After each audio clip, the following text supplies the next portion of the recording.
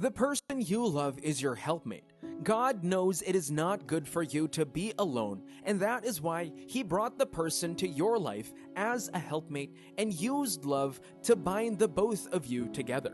The need and importance of a helpful companion or partner cannot be overemphasized. You need someone who is willing to stand alongside you to give you the full support and strive together to reach a united goal. A helpmate is an assistant getting in the ditch alongside you, giving advice when needed, and making sure other important things don't get left behind or forgotten. They lead when needed, inspire, encourage, and realize the importance of the relationship and roles that have been created between them. An outsider cannot do all these things for you because they are only colleagues, friends, or relations, but your helpmate is someone that loves you and is stand as your other leg. It would be bad or dangerous to cut off one of your legs because the leg offended you or kicked a son instead. You should be patient because that is love. Your helpmate is like your other part, and as such, you need to be kind, thoughtful, and endure all things with your other part. Don't be fast or quick to leave behind of little disagreement or misunderstanding. Challenges builds a stronger and resilient relationship. Remember that you both aren't from the same background and as such have different views towards things. But in love, you would surmount every single issue together, stronger and better. You both have started the assignment together, and it is not wise to now go separate ways at the middle or center of the execution of the task. The task belongs to God, and He entrusted it to the both of you, and as such, you need to do all things to make sure it is done by the both of you, not minding the strike. Remember that the enemy is out to sow discord among the both of you, so that the task by God won't be accomplished, because accomplishing the task would bring more men to God and depopulate hell, and as such, He isn't happy with the progress and would want you both to separate. Endure the pain. See the reasons to settle the differences in love, so that the work of God would not suffer or die. That person you are in love with is the best person to do the work with. You have invested time and energy to the relationship. You have given your emotions also. It would take another long time, energy, time, resources, and emotion would have to be reinvested elsewhere again, looking for another love. And this would pause the work and assignment that God has given you.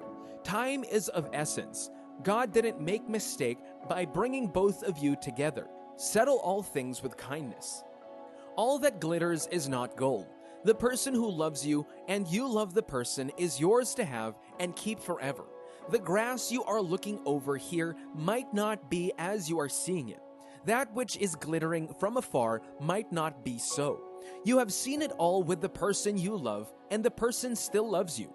It would be better to keep loving the person back and not break up, because the person you are thinking of falling into their arms might not have shown you their true self. Be contented with the one God has given you.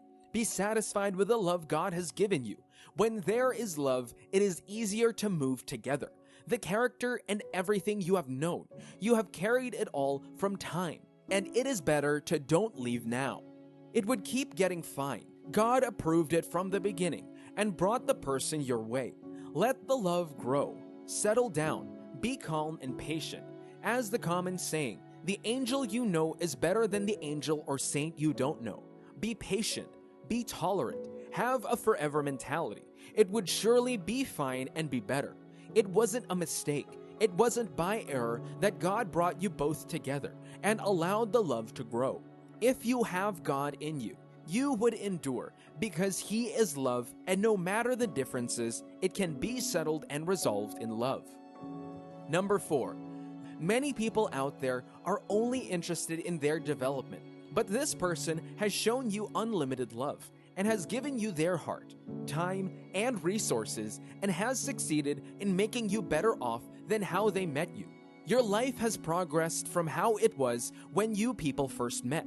It is time to give it your all, and not time to back out or back down. It is time to make them feel loved also, and that you appreciate the good they have done to your life. Don't be selfish or unforgiving for the misunderstanding that happened now. Think of how it was done before. Think of how good it used to be. Think of how the person has endured, making you better off. It is time to allow the person to enjoy the fruit of their labor. Your life has been made better and would always be better and good. Maintain the relationship. Stay in it. It would keep getting better. You wouldn't be happy when someone you trusted and shown love turned round to break your trust. Build trust. Men are God's method. Men are the system of God. Your blessings and lifting are tied to man, and it was God who brought this person to your life. Your blessing and lifting are in that man. You might end up missing out on the person and place God has placed your blessing and lifting. The Bible made it clear that for a man, he who finds a man finds a good thing and obtains favor from God. And for the woman, it is the dream and joy of every woman to be married and settled with someone that loves you. God has given you someone that loves you. God has brought you someone that would be the door to your favor. God has brought someone that would make your joy complete. Why then do you want to let go of that person? Why then do you want to let go of someone that is your gateway to favor or access to your joy? To avoid a life without favor, a life without joy and happiness, stay with the person that has shown you love. You have found favor and happiness. Stay in that relationship. Continue to love the person. It would keep getting better. Love is patient. Love is understanding. It is not without issues, challenges, or troubles.